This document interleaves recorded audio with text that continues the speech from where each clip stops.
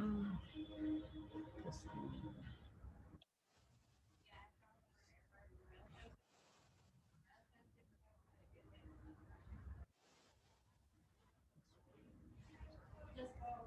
Good.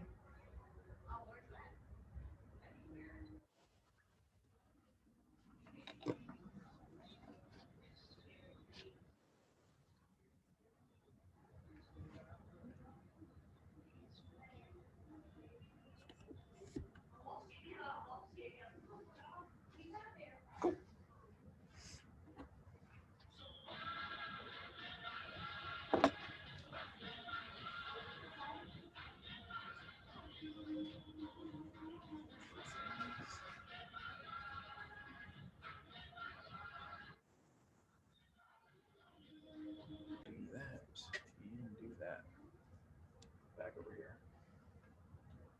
Ooh, I'm 45 seconds early. Early is good. So we're going to start because it's also recorded. So anybody who jumps in late can come back to the recording. The first workshop we do of every month, I also put on YouTube the following day, somewhere approximately 12 o'clock if I have time to get it uploaded and all that stuff. But the purpose of tonight is the safety pin cycle, or what's also titled as What Works, Our Body Matters. And the next, roughly now, since I started early, we still have 30 minutes to go.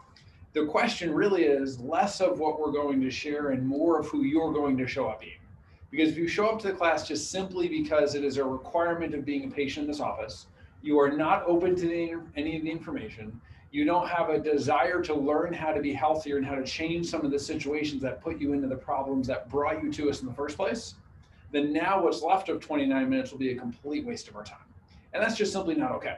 So whether it's the workshop tonight where we're going to go back to some of the things we talked on last week, or it's one that you haven't yet come to, the purpose of every workshop is my desire is that you leave it somehow greater. Whether it's greater for yourself and your own health, if it's greater for your ability to have conversations with, I forgot to start Facebook, have conversations with people who might not be engaged at the level of making sure their body and their nervous system is working in the way it's supposed to. Or maybe it's identifying and speaking truth where it needs to be spoken. Because one of the things that's absolutely true about our office is whether it is the easy thing, the comfortable thing to do, we're always going to speak what truth is related to health. Even if it's the opportunity that someone might be offended, that is never my intention. The intention is always to try to inspire some little rivulet of light inside you to become greater and be more. Because the fact is we live in an incredibly unhealthy community. We're ranked number 47 or 49 in the entire world of developed nations for health outcomes. As we dug into a lot last week, we spend more than 2.4 times more than the next developed nation on the planet that has far better health outcomes. So the idea of the information that we share here is not to be anti anything, but it's to be pro the one thing. That if your body gets to work, and exactly what we're going to spend our time in tonight, if it gets to work the way it was designed to, then everything else gets to work better. Absolutely. So our conversation tonight, trying to get this clicker to work, there we go, is about the safety pin. So the safety pin is something that's been utilized in chiropractic for a really long time to explain a relatively complex idea in a very simple way. Now, as some of you may or may not have noticed, I know that the few of you who are sitting here, many of you who are at home, when you come in between what is the consult office of where we did your new patient report and the second backup consult office, which may have been where you were, there's something on the wall in the middle, and it is a giant safety pin. It is not there because I like big safety pins. It is not there for decoration. It's there to remind us of what we're going to spend the remainder of. Because a safety pin has a purpose. And if a safety pin is open, well, let's back that up. So those of you here, what do you believe the purpose of a safety pin to be?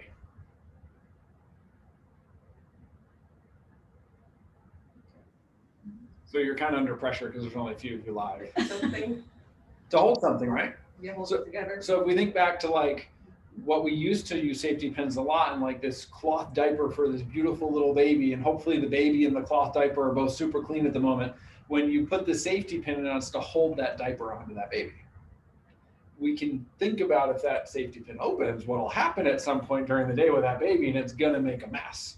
It also makes a mess in your health, because when we don't have connection and coordination inside of our body, things simply can't work right. And the fact is anyone who is on this call right now, who is a patient, who has been a patient in the past, who maybe choosing to not be here at the moment, but will be returning at some point, is if you showed up and had a problem, on some level you had a disconnection or a misconnection within that communication system in your body. Because a safety pin that's left open simply can't make the connection the way it should. Now, a safety pin that's closed works a heck of a lot better. And we can think about it really simply, in that the one side of the safety pin is your brain and the other side of the safety pin is your body. Now, if your brain and your body get to communicate and connect the proper way, where it's called efferent and afferent, so information out and information back in. If that loop gets to happen, then it works far better. If anyone in the call tonight or that's going to watch at a later date knows anything about the development of Apple, they know in the development of Apple, they loved closed circuit systems because they were really clean, they were more simple, and it was a way to be more efficient, because in a closed circuit, you lose a lot less energy and information, which is why for a very long time, Apple was one of the, and still is, one of the premier computer companies on the planet, because they developed systems of connectivity that work incredibly efficiently. And your body works exactly the same way. So if your brain and your body get to be connected properly, then communication inside your body can happen. So whether it's an issue of pain, like those of you, most people who show up in a chiropractic office show up because they're in some kind of pain. They have a health challenge that showed up. Maybe you showed up because you have some kind of autoimmune disease, and you've heard that people who get adjusted, it helps your immune system respond more appropriately to whatever the issue is. Maybe it's you have migraines, maybe it's back pain, maybe you are that elite athlete and you know that the team that's in the Super Bowl right now, one of the QBs that's going to be in the Super Bowl next week, I just saw a meme, he's been in 18% of the Super Bowl since the existence of the NFL. So whether you're I don't follow football anymore, Tom Brady, is that it? I did that for Tori. So whether you're a Tom Brady fan or not, the fact is he is a very high performing individual, that he's been in 18% of the Super Bowls in the time of the NFL, and something like 60 or 70% in his time in the NFL itself. He is a giant proponent of chiropractic, not because he's in pain, not because before he goes out on the field his back hurts, but he knows that getting adjusted is allowing his body to work at a significantly higher level. Just like, who's the quarterback of your team? Ben Roethlisberger. Ben Roethlisberger, right? Yeah. So again, another one. So the fact is 9 out of 10 professional athletes on the planet utilize chiropractic care. Since the Super Bowl is next week, we're using that as our example. Every single NFL team has at least one chiropractor on staff, not to help with injury, why it helps incredibly with that. It's to help them perform at a higher level. As we discussed last week, it's why one of the reasons that it is in the process of chiropractic being covered on a more regular basis for anyone in the military is there were chiropractors embedded with SEAL teams, and the SEAL teams demanded the chiropractor to be there because they knew if they got adjusted, their reaction was going to be fractions of a second faster. And that fractions of a second in a situation like they get to be in is the difference between them coming home and them not. So that has inspired more coverage in the military, and it's still a process and we still have to work through it, but if there's connection and communication, everything can work better. So we have to start with connection. And whether we start with this, if it's in your body, if it's in a relationship, if it's the light switch on the wall and you turn it on and it doesn't work, clearly there's a lack of connection. And if you're wandering through your home in the late night and you flip a switch on and say you have small children running around and they leave a toy out and that light doesn't turn on, what is likely going to happen to your toes? You're probably going to stub them on something, especially if you've recently moved some furniture around. Then we instantly understand what happens when we can't get proper communication because we're then focused on the fact that we just stubbed our toe or stepped on a Lego or something very incredibly uncomfortable. But if we start with connection, we then have that communication. And that communication is your body's ability to communicate within itself. And back years ago, they used to believe that the communication from your brain to that organ or to that cell, when that's broken, that was the problem. And research is always slower than discovery. Discovery always happens years, if not decades, in front of research. An example of that is that autoimmune person that we talked about, or just immunity in general. We know as chiropractors, we've been saying it for years, that a properly healthy nervous system promotes a healthy, properly functioning immune system. And for years, the research said there is not a thing to do between your brain and your nervous system. They are not connected. They do nothing. And then a couple of years ago, they went, oh my goodness, we found something we didn't know. We can't believe it. Science is supposed to be continually looking for things we don't know. But we assumed as a human race that we've discovered everything about our body, and they found nerves they had no idea existed that went directly from your intestines to your brain and throughout your immune system. So now, as of like 2018, the research has caught up to the discovery that when people get adjusted, they have a healthier, better functioning immune system along with everything else. But it took decades for the research to pick up on that. But if we have proper communication, then we can have coordination. And what they discovered through that research is in that connection, it is not the big problem when your safety pin is disconnected going to the organ. The bigger problem, based on the most recent research, it's the organ connecting back to your brain. And if we think about it, it's really not a surprise if any of us have ever been in a relationship with another human being and had a miscommunication about something. Anybody? Because if I just stand up here and talk at you guys, this isn't going to be you're not going to leave with as much opportunity to leave changed. Did you ever find in that very same conversation that maybe turned into a big exploding argument that you're actually talking about exactly the same thing? Yes. When in fact, you just were coming at it from different sides, so you didn't have coordination in your communication. So what they've actually found and what the research now suggests is the bigger issue is when your environment, when your body can't interpret the environment around you and connect back to your brain so that it can accurately respond to whatever's happening around you.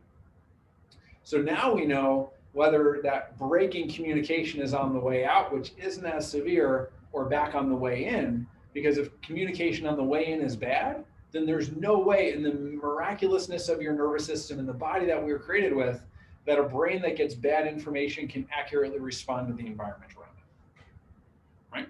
I mean, it's not hard to understand, but to have that thought process, most doctors have never had this conversation with you. That if the simple fact that brain-body communication can work the way it's designed to, that everything in your body works better. Whether that thing is the fact that you were exposed to some disease or some virus out there, and your body decided that in its infinite wisdom that now I need to create a fever of a degree or 2 or 3, because we know that of all the bacteria on the planet and viruses and all of it, 99.9% of them are good for you. In fact, all of us are walking around with somewhere between 3 and 5 pounds of bacteria and viruses in our body. By number of cells, the number of bacteria, viruses, and fungus outnumber the number of human cells in your body. So what that means is if we seek to really destroy all of the bacteria in our body, we're actually going to be seeking to destroy our own health. But in that point something percent of negative, like a staph infection, a COVID, a flu, or whatever, that your body can't always accurately respond and keep it in check, then the appropriate response is to raise up your temperature. And then if it raises it up a degree and it realizes that that degree has not made an inhospitable environment enough for whatever that invader is that's making you sick, it goes up another degree. And then maybe it goes up a 3rd or a 4th degree. And what are we taught in our country to do when you have a fever of more than 2 or 3 degrees? Take something. Get rid of the fever, right? So if we really understand how the body works, that is one of the most unintelligent things that we can do. Is it true that when you have a fever, you feel like crap? Sure. Maybe I could have picked a better word, but it's absolutely true. And is it true that in our healthcare society, we've developed a society of feeling healthy and getting numbers in check while maybe not necessarily responding the most appropriately to the problem? So what they've actually found through more research is when we take, say, we'll just go with a common cold, because that's a pretty innocent one to talk about. And other ones that we could have a conversation about, there are definitely emotions, and there's nothing wrong with emotions. They're purely related to that person. If we just say the common cold and we get a small fever from the common cold, if we take like a cold medication that might be in a certain color bottle that may also help you sleep, as an example, they've actually found that those medications prolong your time of sickness because it decreases your body's ability to properly fend against it. That does not mean there are not times that we should be utilizing help hospital interventions or tragic interventions, like we could go to our doctor or get that pill to bring the fever down. There are times and places for that, but we do it far too often, so we never can really achieve the best possible health. because we break the system in being reactive to what's happening and trying to treat the symptom that shows up, instead of the goal of understanding, or at least my goal for you is to seek a higher level of thinking. Let's first seek to understand why this problem showed up, how we got here in the first place, and what actions in our life might we be able to change so we don't end up back here again, or don't end up on that pain medication that we just need the next level of pain medication and the stronger version because the problem keeps coming back, or the injection, if you end up on the route of pain management and injection. Again, this is not a bad thing to do if it's the right time, but if we go right to the injection, right to the surgery, and we don't first try to understand, can I change how I got here, then we're putting another giant break in the system. So the goal, of course, is to help your body function as best. And if you're on Facebook, I'm going to cut you off. I see you on there, so I think you have the Zoom link, Steve. So hopefully you can join us over on Zoom, and it'll be recorded if you can. It'll be up on our YouTube page tomorrow. So our bodies work really simply. It's being connected. We can take something that seems really complicated, like how to be healthy, and be overwhelmed by it, but the answer is pretty simple. And in chiropractic, we call it a subluxation. A subluxation breaks the connection system of your body. So sure, for those of you sitting in the room with me right now, you just started care. You're a couple of days in. So you probably remember this chart that sits over next to me pretty accurately about all the symptoms or effects that can show up from a subluxation. They only show up when the subluxations are severe enough that your body is now crying out for help. But a subluxation, if we go to the root of the word, it's literally a lack of connection or a lack of light or communication. So the solution to this brain-body communication or connection not working the way it should is pretty easy. How it was developed is not as important as how it is fixed. Now, how we develop the problem is really important. Otherwise, being here and getting adjusted and changing nothing about your lifestyle habits is no better than taking that drug. Well, maybe it's a little better because we're helping your body work better on its own, as opposed to drugging you into feeling okay while the problem continues to get worse. So it's drugless pain relief, but it's not a whole lot better if we're not really seeking to understand how do we reconnect the system.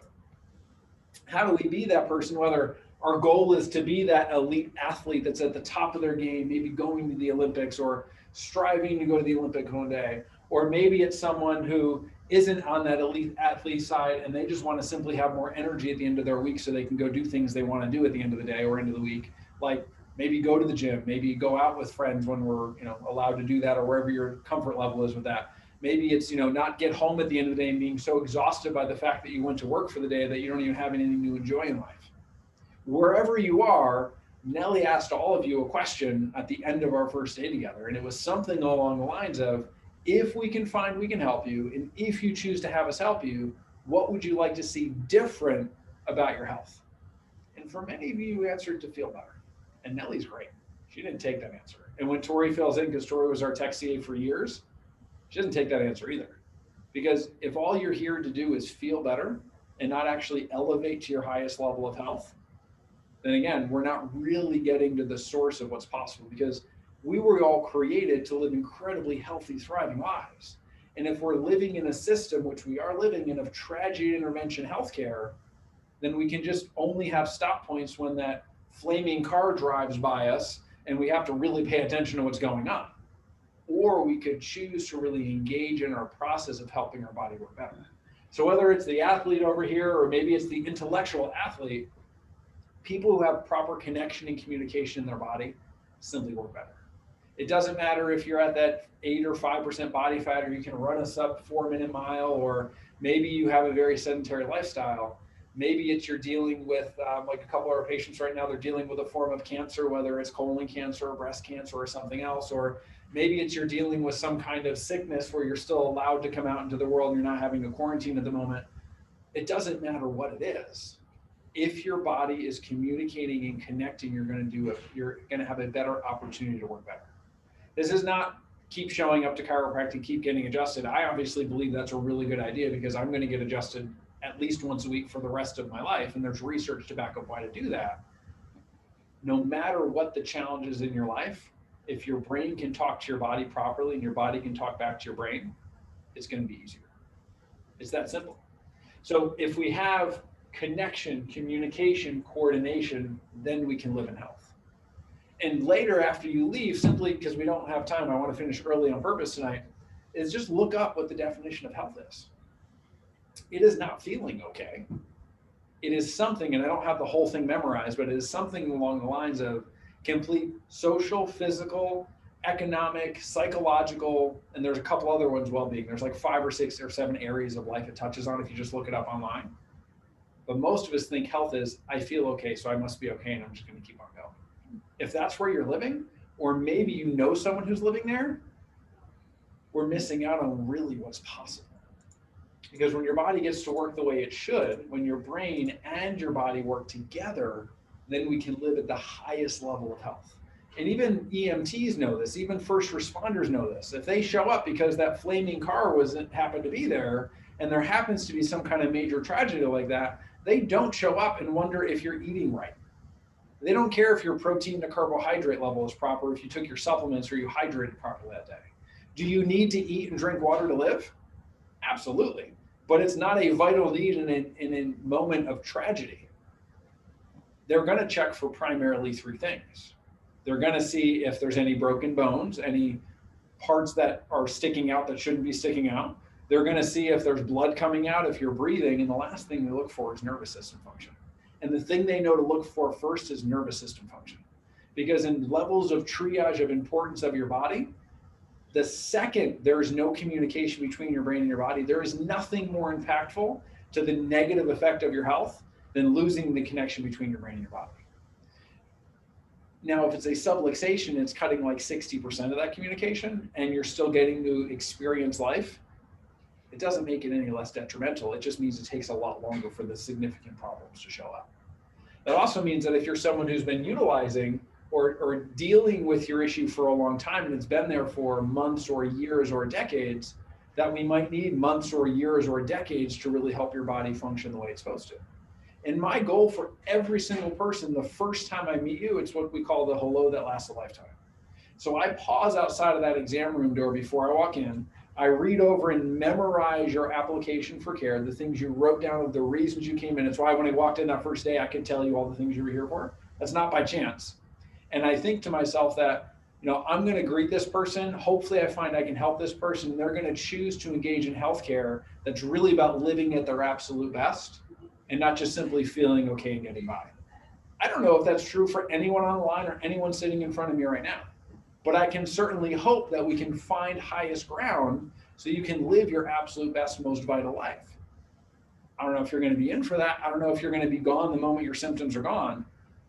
But I do know that if I don't share conversations about how do we really achieve how to be healthy, how do we really increase our intellectual wisdom, then we're going to end up right back where you started. It's going to be the next thing that I tried that didn't work, and now I'm on to the next thing. It doesn't have to be that way. Healing takes time. There's nothing in life that doesn't take time. There's no way around that. So my closing thoughts of the night, and I'm going to finish up about 5 minutes early, is really to go home and what are you going to do different? Maybe you're that person, maybe you're on the Zoom line, because if you just started care, hopefully you're not already like, how do I stop doing this? Because you've been here for like 2 days and you haven't even experienced what's possible yet. But maybe you're the person thinking, well, I've been getting adjusted a while. I'm going to go try massage therapy, or I'm going to go try acupuncture, or I'm going to go. Nothing's wrong with any of that. None of that reconnects your body, removes that subluxation, and helps your body work at its absolute highest. Go do all those things. I love muscle work. I love massage therapy, acupuncture, physical therapy, going to the gym, working out, eating healthy. I love doing all that stuff. None of it has the profound impact as making sure your brain and body are connected. Now, in 2 weeks from tomorrow, we have a special day in our office called our Patient Appreciation Day. 3 days of the year, we do something extra special because the fact is, a lot of people are not willing to even put the work in to become healthy. Statistically, something like 80% of the population is going to complain about their life situation, and 90% of them are unwilling to do anything different to change it. So if you're here, you're already in the top 10% of people.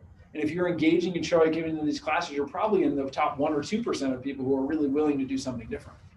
If you know people who are struggling, that need hope, that need help, Patient Appreciation Day is the perfect day. We do the new patient exam and x-rays. We're doing it for $100 off, so it's only $75 for everything you need, only on this day, only by referral, because we only want people who are serious about learning to be healthy. and we have an opportunity to gift them the opportunity to learn how to be healthy. So maybe you're going to do something different. Maybe you're going to share it with someone else. I think it's the 17th or the 17th, whatever 2 weeks from tomorrow is. And the idea is we do it 3 times here. There's only a couple of spots, but if you don't go home and do anything different, then we just wasted our 24 minutes together. And my hope is that's not what happens. And my hope is you choose to continue engaging in conversations that are, how do we get greater connection, greater communication, greater health? Because you're all designed to thrive, not just simply survive.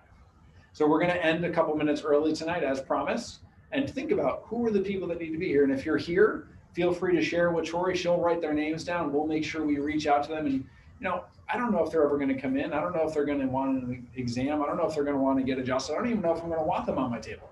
But I do know everyone deserves the right to at least find out if their brain-body communication, if their safety pin is working the way it should. And for those of you at home, I'm going to post up the survey. I now see all the links and things that you posted. Somebody have a question at home? Yes, when is PAD, Dr. So PAD, you weren't even listening, Nelly. That's what I've been talking about for 5 minutes. So the survey is there. Please fill it out at home. Put your name in there. Who needs to be here? Have a wonderful night and go home and be greater than you arrived. All right, I'm going to mute myself and turn off the video.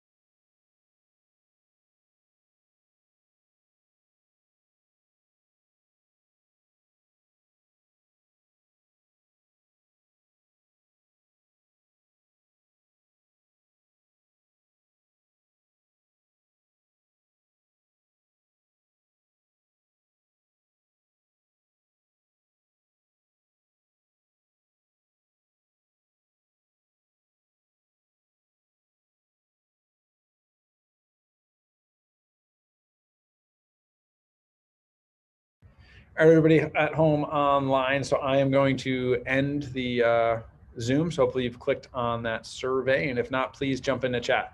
And maybe someone doesn't know how to find the chat. I've run into that before. So if you're on a computer or on a computer, it is up top. If you're on a phone, it's on the bottom. There's 3 little dots. The 3 little dots are probably going to have a number in them in red or on the outside of it. And you're going to click on the 3 dots and then you're going to go to chat. And the survey will be right in chat. So I'll leave it up for a couple of seconds, maybe like 10 more, and then I'm going to end everything. So have a wonderful evening, and I'll see many of you tomorrow.